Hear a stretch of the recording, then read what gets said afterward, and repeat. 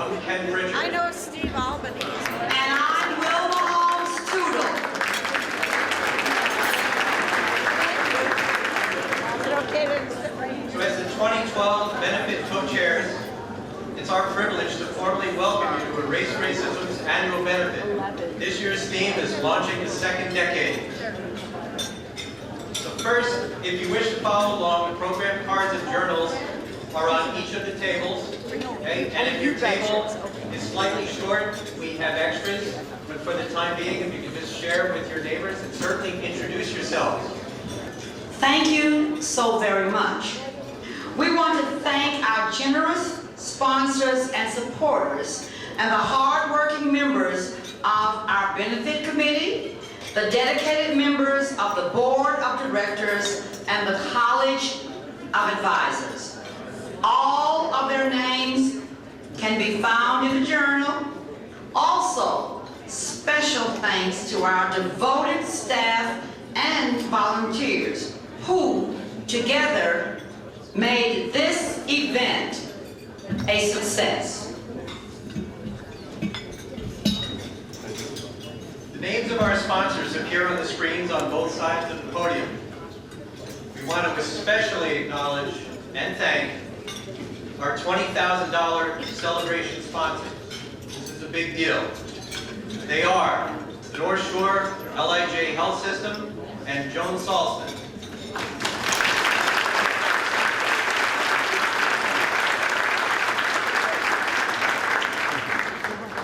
We also want to recognize our $10,000 leadership sponsors, and they are Bethpage Federal Credit Union,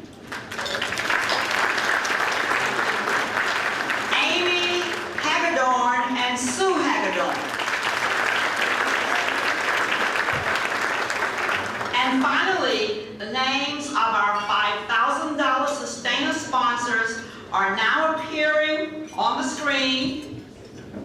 Well, they're not appearing now, but if you sit quietly and remain attentively, you will see them along with our $2,500 sponsors. All of our sponsors and contributors are listed in our journal. And at the close of this program, the PowerPoint will resume with recognition of all our sponsors. Before Ken introduces a racism president, I just want to tell you that I volunteer for Erase Racism because, and you don't want to miss this, I volunteer because they do work for our society that matters. They do work that matters. And therefore, it has been an honor and a privilege for me to serve as co-chair of this event.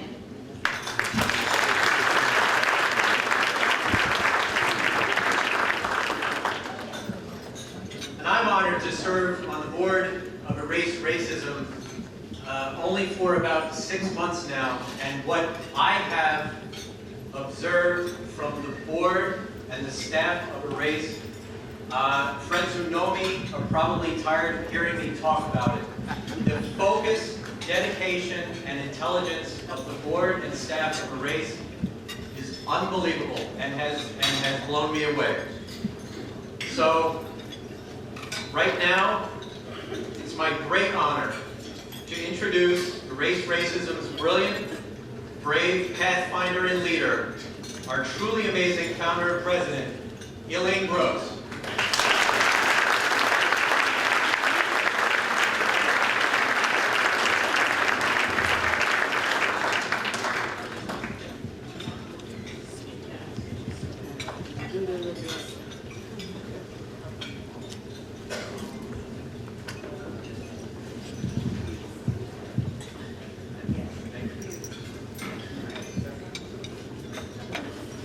So welcome everyone.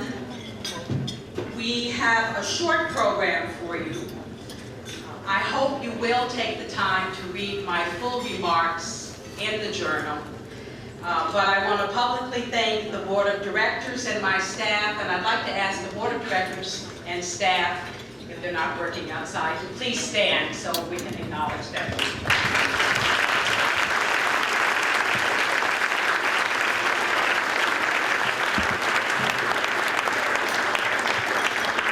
Thank you very much.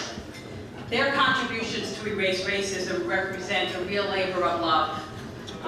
And I do truly thank you all. This year, for the first time, we held a student essay contest, and we invited the participants in our student leadership program to submit an essay. And we had a few independent judges who chose someone for this. At the end of the journal, you're going to find the assignment that the students were asked to comment on, and also the actual essay of the winner. At this moment, I would like to have Kwesi Aaron please come forward, and please join me in recognizing him. Please go over here.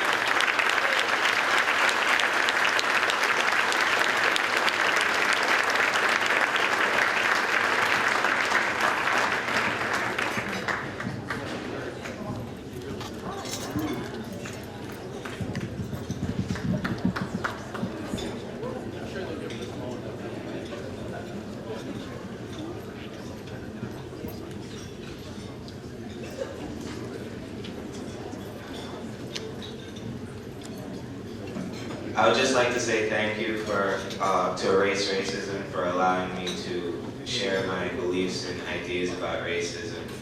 Thank you.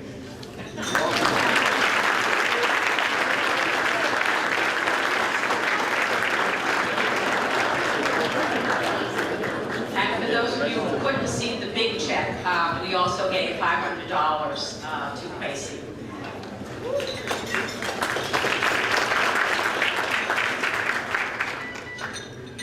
Now, Howard Glickstein is a co-chair of Erase Racism, and a long supporter and friend, and I'm going to invite him to the podium. He is going to present our next award. Howard?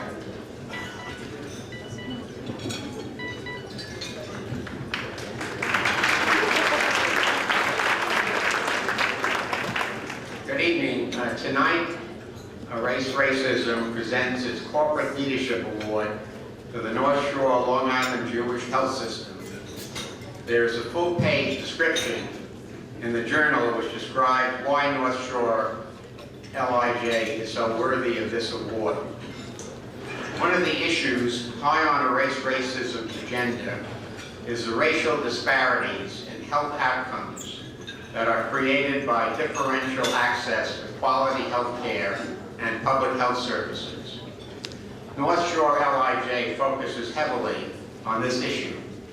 It recognizes its obligations to the diverse community it serves and is committed to promoting, sustaining, and advancing an environment that supports the principles of equity, diversity, inclusion, health literacy, and community. To demonstrate its commitments to these principles, in July 2010, the health system and the Hofstra North Shore LIJ School of Law of Medicine established the Office of Diversity, Inclusion, and Health Literacy, headed by Dr. Jennifer Merez. This initiative recognizes the diversity of the New York metropolitan area and the need to promote effective communication to eliminate health disparities and enhance patient outcomes. Being sensitive to cultural beliefs and customs, both among patients and fellow team members, is a critical component to achieving the health system's mission to deliver quality care to patients and families throughout its hospitals, its 15 hospitals, and more than 20 ambulatory care centers and other programs. The North Shore LIJ Health System is committed to excellence and equity in healthcare for all the people it serves. Carrying out its mission supports the advancement of equity, diversity, inclusion, health literacy, and community.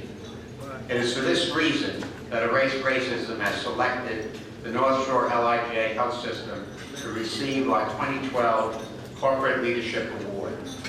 Here to accept that award is Dr. Jennifer Moretz. Dr. Moretz.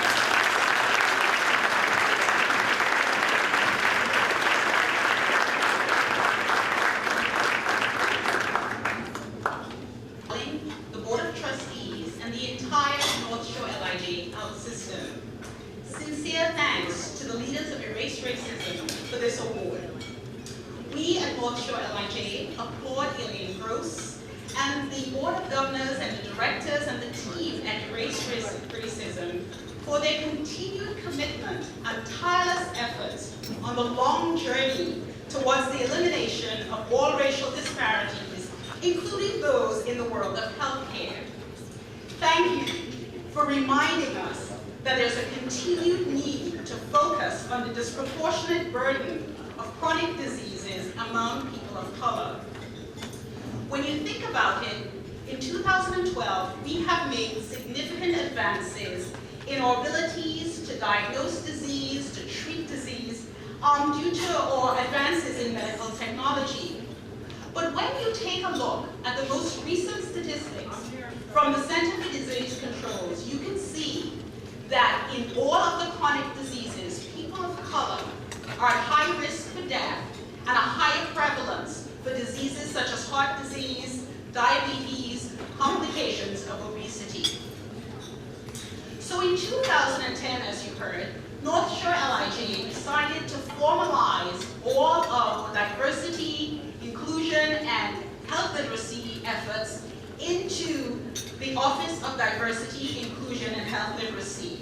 This was taking our commitment one step further to really have a foundation and a group of people and a team working on strategies to include diverse and inclusive thinking, but more importantly, to foster a partnership with our communities to truly figure out strategies to eliminate disparities in health.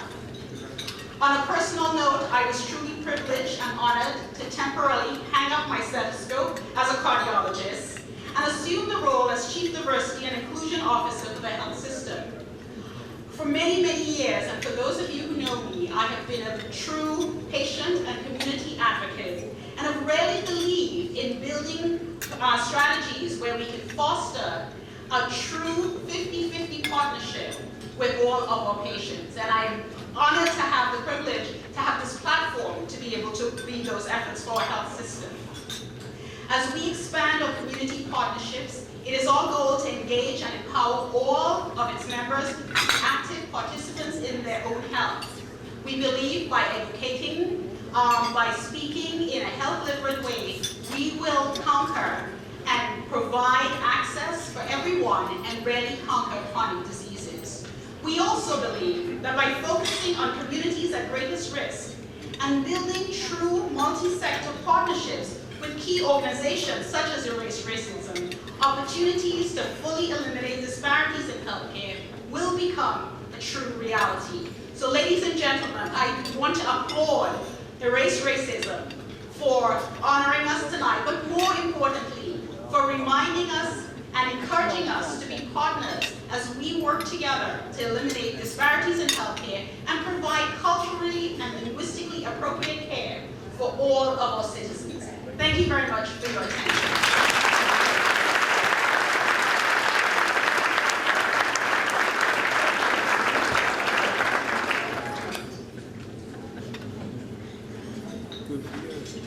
In a moment, we're going to recognize our two Abraham Krasnoff Courage and Commitment Award honorees. But first, you may have noticed that our co-chairs for the benefit did not acknowledge our Catalyst sponsor, which is a $25,000 sponsor. That was not a mistake. When a small nonprofit gives you that kind of an award, it is worthy of a very special recognition. Many of you know the important work that Community Advocates has spearheaded And we are grateful that they consider Erase Racism a partner, especially in our efforts to promote non-discriminatory affordable housing and fair housing in general. So I'd like to do two things next. First, I would like all of the board members of Community Advocates to please stand and remain standing. And I'd like to ask Marge Rogatz, the president, to please join me at the podium. And would everyone please join me in recognizing this wonderful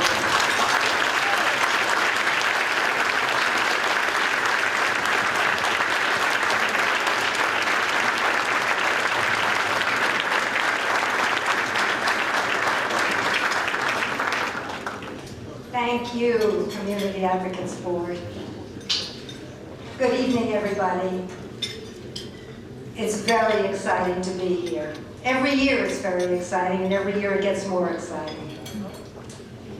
As I look out at the more than 300 wonderful, beautiful people filling this room, I know some of you have not met Joan Saltzman, whom I'm about to introduce. I urge you to read her bio in the journal, and I ask you to talk to those of us who do know her so we can tell you about her.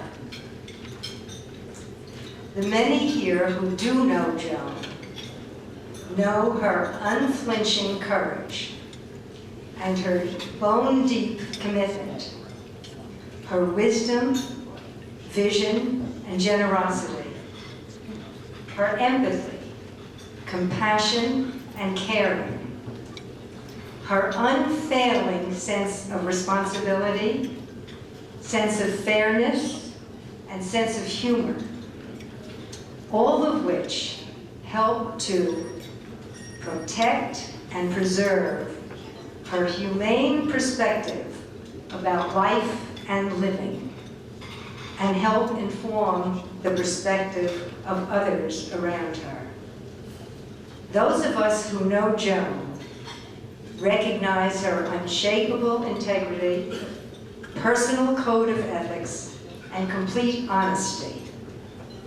We have seen her intellect, charm, tact, and tenacity move mountains and bring large and small miracles to life, while almost never acknowledging the role she has had in these achievements.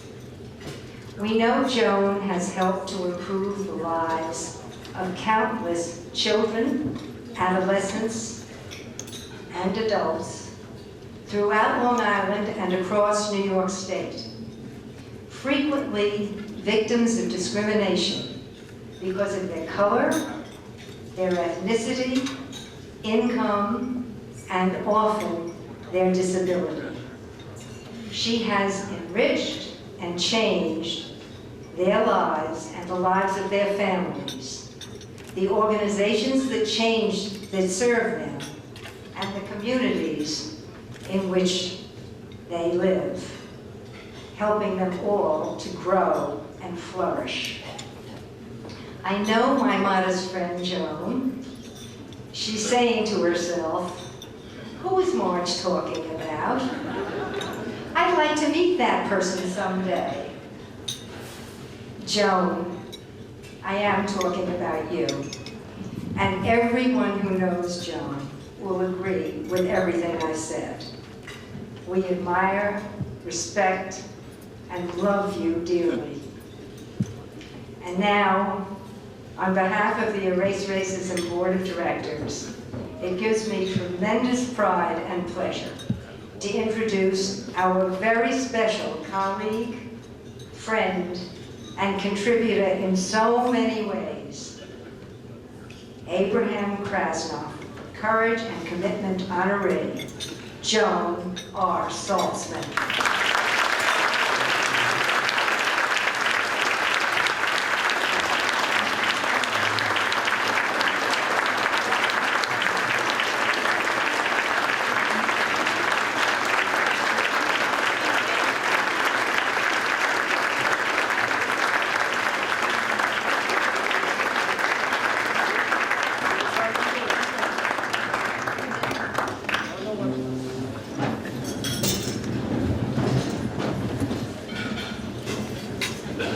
felt, I'm quite overwhelmed, and I was cautioned not to say anything nice about my friend Marge. but I'm not paying attention. Marge and I have worked together for many, many years and become very close friends. Her high ideals, her passions, and her enlightened commitment to all the right things are remarkable. We all owe her thanks, and especially you. And thank you, Elaine. And thank you, everybody who's sitting here. You're all very important people. I'd like you all to know my family, who are sitting right here.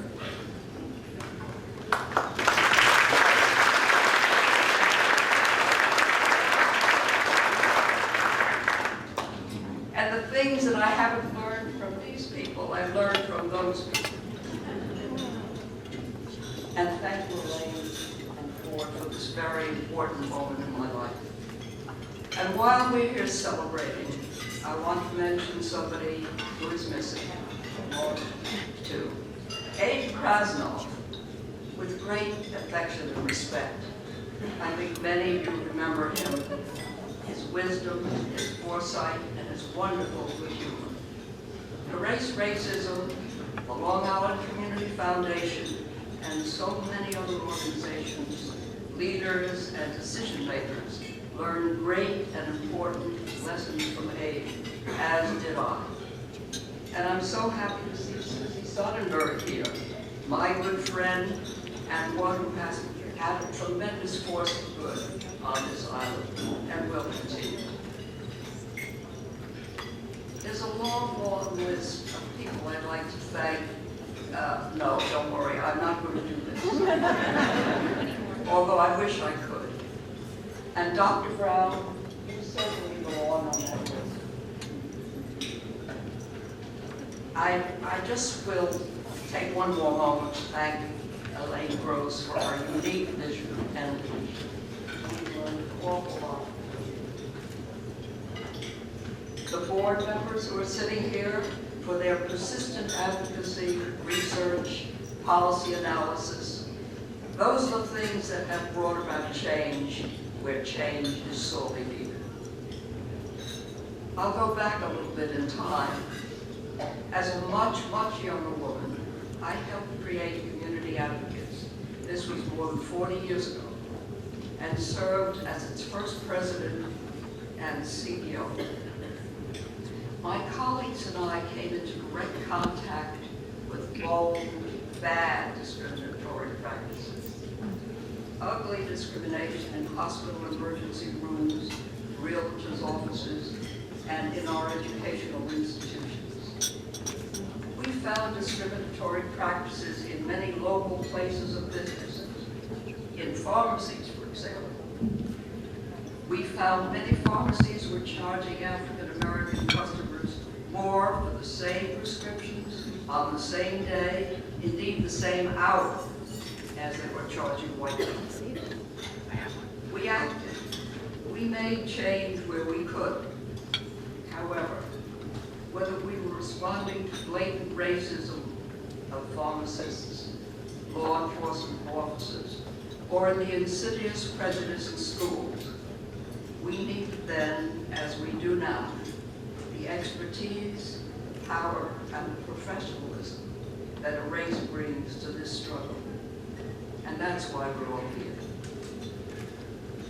During Community Advocates' early years, racism in housing was endemic. And being like the men who tilted at windmills, Marge and I acquired a small apartment house in Roslyn. Our tenants were primarily single women with children, African American and Hispanic, fine people with hard lives. Most of my colleagues and I had never been the object of racist anger before. Midnight calls, threatening and venomous, disrupted PTA meetings, distorted articles in local newspapers, and more, much more. This was a long time ago. Ours was a small effort to try to start and move toward a more meaningful solution. Racism has been historically active in housing on Long Island. We all know that.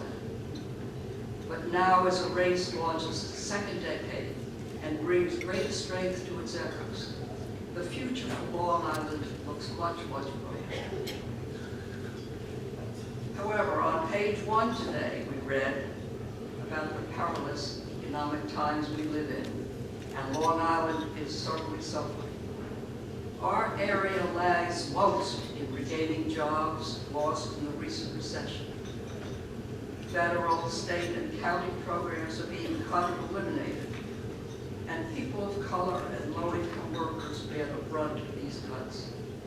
Indeed, even many of the organizations who are represented here by people in the helper community are in danger of disappearing. Have I cheered everybody up? It is appropriate and essential then that individually and collectively we not only stay strong, but we celebrate and support the effective force that is racism. As one gets older or old, the wise and good use of time, energy, and resources becomes more appropriate, indeed more necessary, and more gratifying. And so recognition of any contribution toward the greater good is indeed very nice. Wonderful, really. And so I thank you for this special recognition tonight. Thank you all.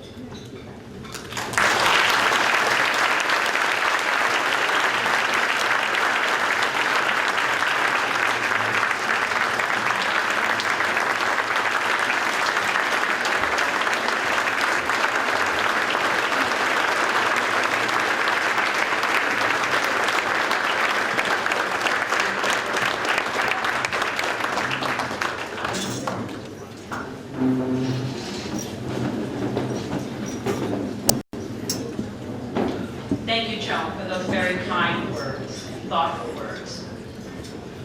It is my honor to introduce the next Abraham Krasnoff Courage and Commitment Award honoree. And I have to say that the board has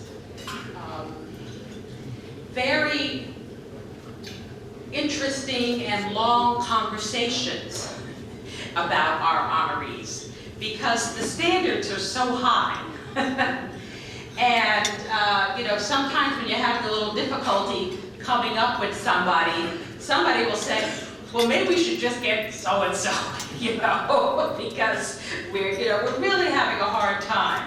But then we come back to our senses and we say, no, we're just gonna wait until we're able to get a person that we feel is worthy of this award. And I'm pleased to say that we were very pleased that we were able to get Roscoe Brown. I don't know if Jameer Couch is in the room, but I thank her very much for her effort to make that happen.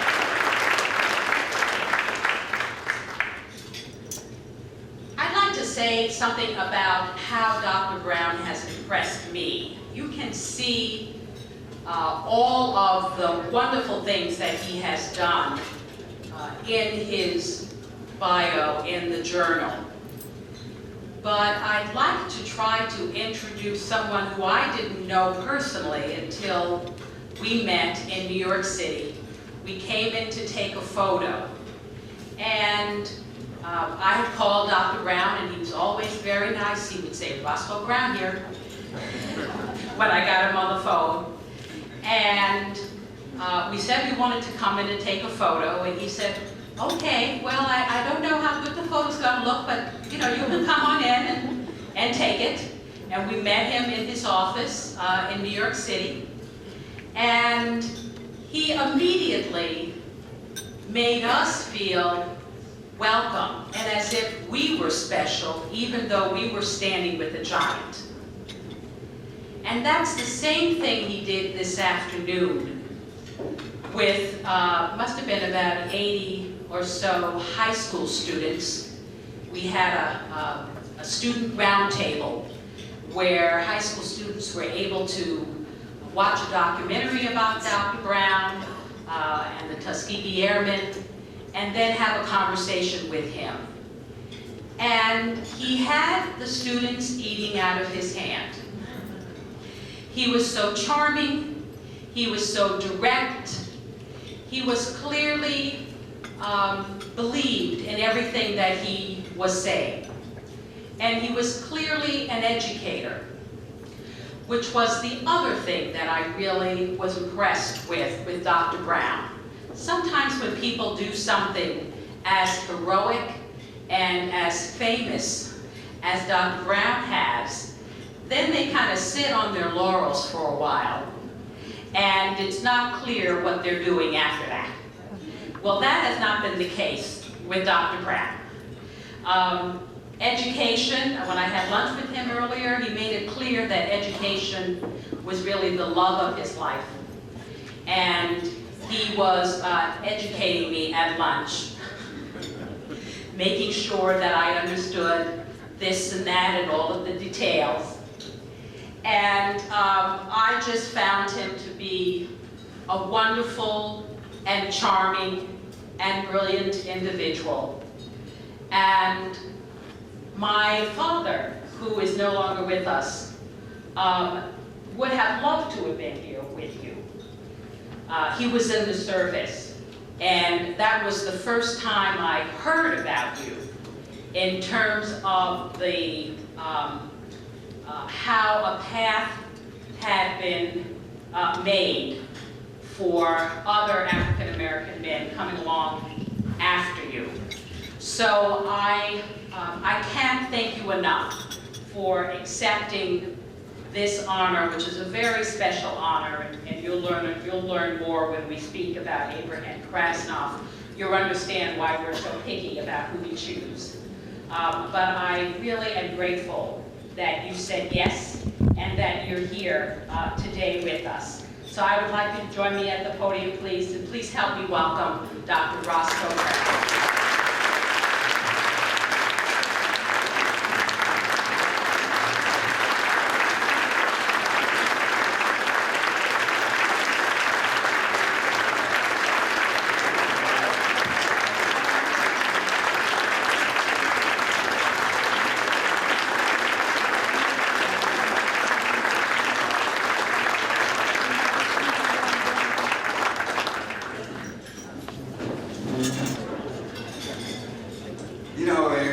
Racism is celebrating its 10th anniversary. But as an African American, I can say we've been 400 years.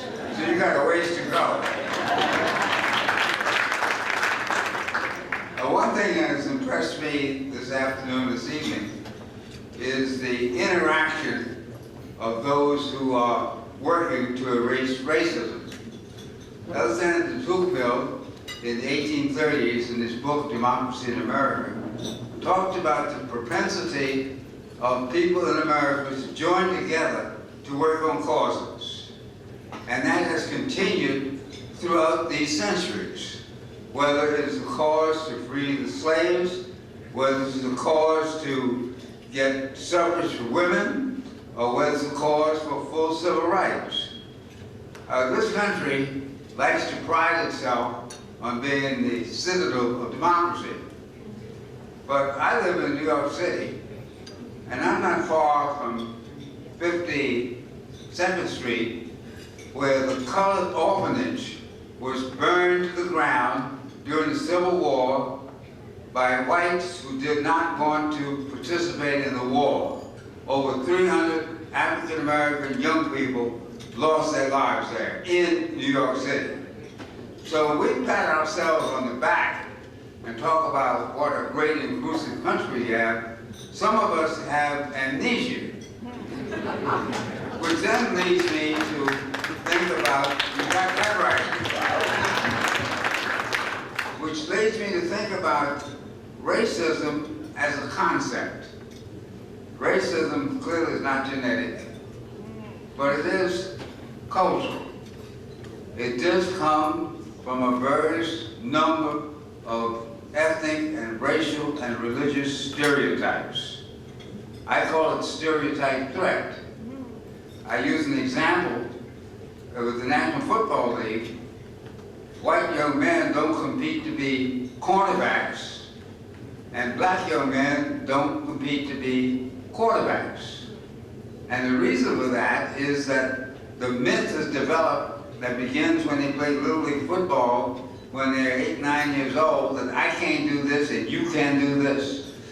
That's the basis of racism. In addition to which, there's the economic factor which kept slavery alive, so much so that in the First Amendment we have the 3/5 clause where slaves, or they call them indentured people, would be only 60% counted toward the House of Representatives. So we have a long tradition in this country of racism.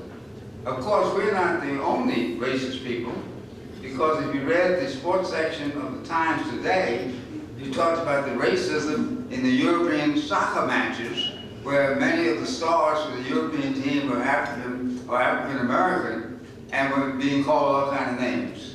So it is important that groups like us come together and interact around the concept of erasing racism. As a Tuskegee Airman, clearly I faced racism. As a young man growing up in Washington, D.C., I faced racism, but in a sense of a different kind. In Washington, D.C., the transportation modes were integrated. The government buildings, like the Library of Congress and the Smithsonian, were integrated. The schools were segregated. But because they had a large private school system, the black schools were really better than the white schools, because blacks had no other alternatives. When I was a young man, 6 years old, my parents took me to the Smithsonian. We'd go to a museum every Sunday, an art gallery museum, and some of your parents have done that with your kids. And they took me to the Smithsonian, and they pointed up to the ceiling, and there was the actual Spirit of St. Louis that Charles A. Lindbergh took off from Roosevelt Field in 1927 and threw 33 and a half hours over to Paris. The first non-stop flight in aviation history started right here in Long Island. So that means here in Long Island, we could be one of the first to end racism. Idea? Very good idea. Now, it's one thing to talk about this, it's another thing to set the strategies to do it. Now, one of the things about the Tuskegee Airmen, because the military said in 1925, in an official statement, that Negroes didn't have the intelligence, believe it or not, the coordination, or the ability to follow orders to be pilots. So between 1925 and 1940, no blacks were allowed to learn to fly in the military. By the way, on the side, you know, the first licensed woman pilot in America was Bessie Coleman, a black woman who died in 1926. But how'd she get to be licensed if there was so much segregation? She went to France. She learned French, she went to France and became one of the great study pilots. So Long Island has a long history related to aviation. African Americans have a long history related to aviation. But in this instance, the War Department said we couldn't do it. But again, it's part of your mantra, organization and advocacy. The NAACP, the Pullman Car Porters Union, and Mrs. Eleanor Roosevelt said, let's give these young men a chance to learn to fly. And in 1941, they created the Tuskegee Airmen Experience. Then they did something that was very smart on our part, but not so smart on their part if they didn't want us to learn. They went to the black colleges and some of the white colleges and recruited the best athletes, the best students, and the best looking young men to become Tuskegee Airmen.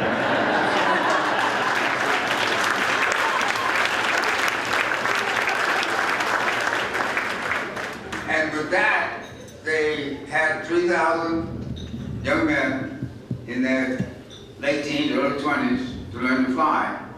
But again, we needed help, and that's what this is about. The first commander of the Tuskegee Army Air Base, by the way, I should show you how stupid racism was at that time. The military actually spent $1.5 million to design a base just to train African Americans, so that they wouldn't be mixed with the white Americans. That's what happened at that time. Fortunately, it was designed by the McKissick Company, great architects who are now involved in World Trade Tower and so on.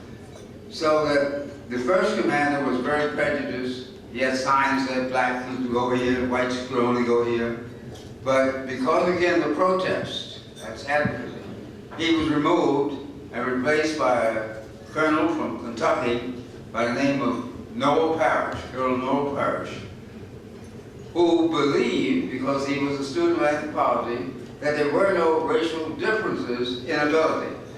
And he insisted that we be given equal treatment, great instruction, but high standards, not reducing the standards.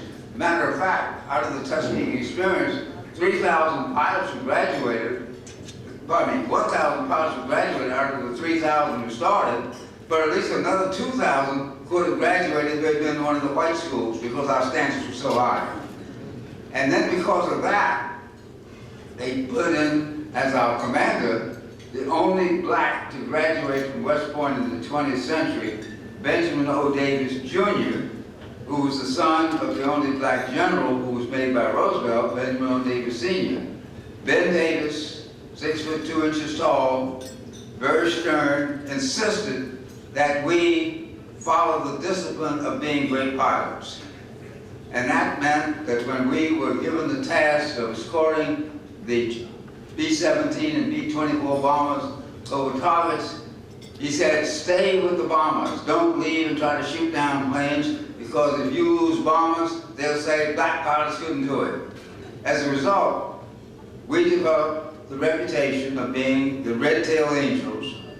We were requested by many of the white groups who later found out that we were African Americans, but they only knew us as P-51 pilots and silver P-51s with red tails. And that is why the movie that all of you should see, Red Tails, and if you don't get the movie, the DVD just came out Wednesday, and we want to do that. And you will see in living color what we did. Now, the moral of that story, and the moral of what we are doing, is you need to work together. You need advocates, and you need to strive for excellence. Now, excellence in Long Island should mean that we have racial diversity and ethnic diversity in every single community. We should have affordable housing in every single community. I know there are some economic challenges there, but the fact is, the research indicates that where you have a diverse company, where you have a diverse community, things will be better for everyone. And that's the message that we want to send when we say erase racism. It doesn't mean one group being better than the other. It doesn't mean one group infringing on the other. It means working together for a better community. If Long Island can be the cradle of aviation, the home of Grumman and Republic, B-47, the place on Roosevelt Field where Charles Lindbergh first took over. If Long Island can be the leader in that, why can't it be the leader in erase racism? Think about it. Thank you very much.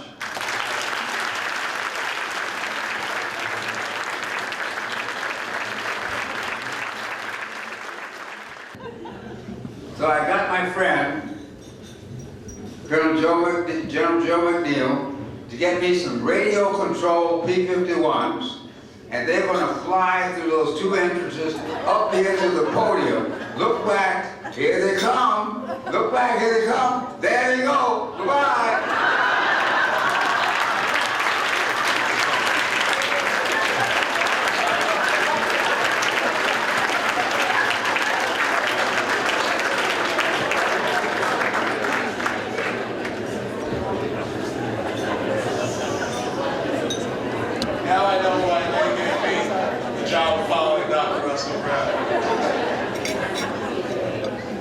you, Joe Saltzman. Thank you, Mr. Brown, for your tremendous advocacy throughout your lifetime and for accepting the honors tonight.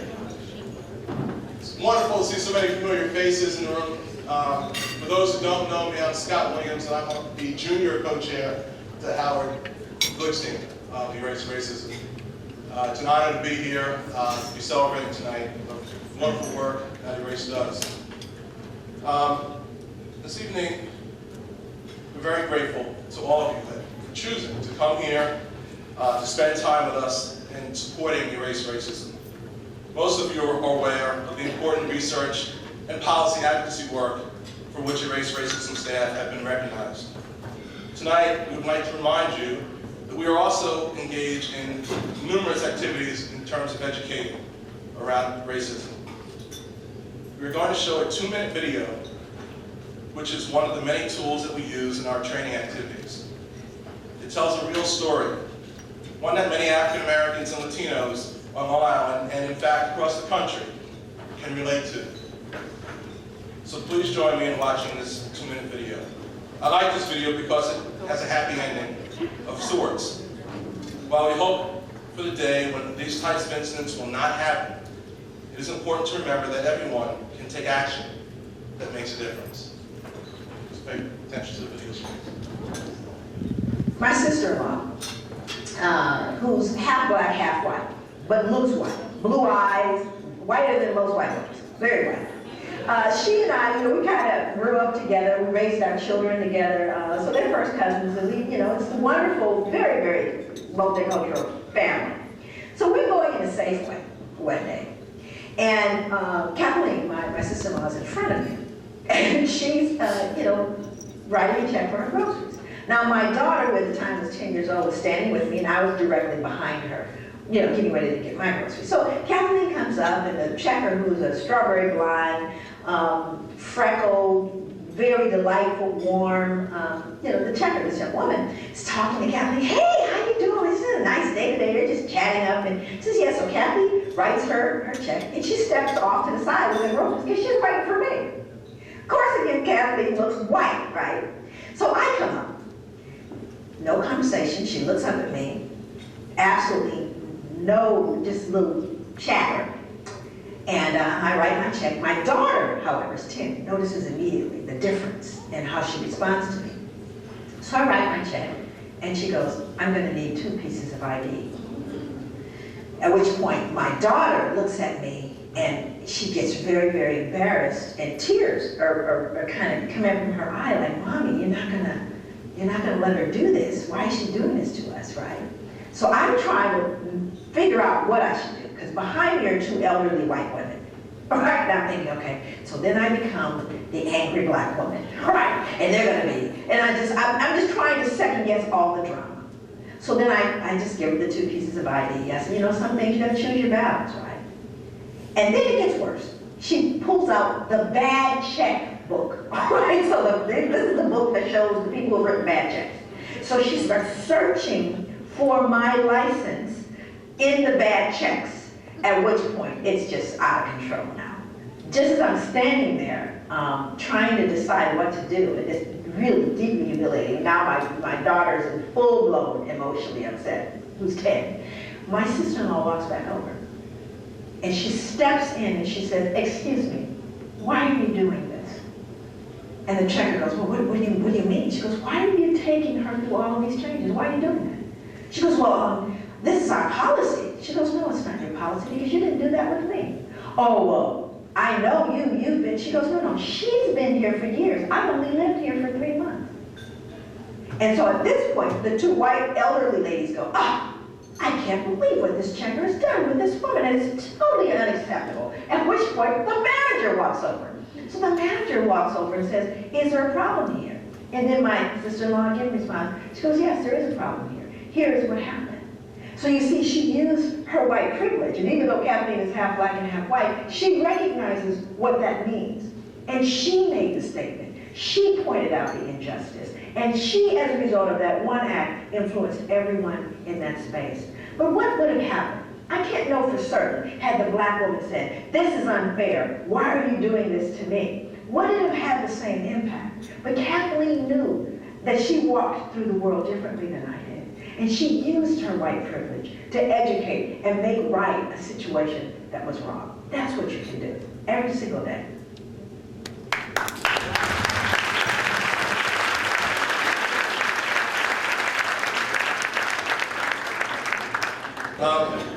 I invite you to take action to support our efforts to educate the public, along with our housing, public school equity, health equity work by making a donation or a pledge tonight. On your tables are bags in the center of your table. There are envelopes that you can utilize to make a donation to support the good work of Erase. For those who are smartphone geeks or junkies, there's also a QR code. There's a sheet of paper on your table. You can shoot the QR code and make a donation directly to our website. Again, thank you all for coming tonight, for celebrating the good work. I want to remind you that the silent auction will remain open for another 10 minutes. So that should be about 8:15 that the silent auction will close. So please go out and bid on items. Enjoy the rest of the evening. And